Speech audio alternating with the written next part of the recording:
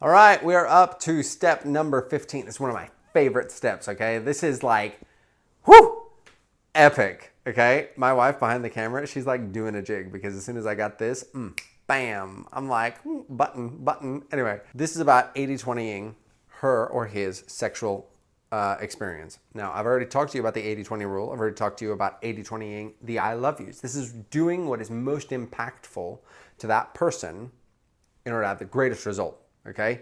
Now, read the handbook. Handbook goes into this, very much in depth, but essentially you've got 5 senses. The actual scientific terms are visual, auditory, kinesthetic, olfactory, nose, and gustatory, which is taste, okay? So the way in which we receive the communication deals primarily with the first 3. So you got VAK, visual, auditory, kinesthetic. That is sight, sound, and touch.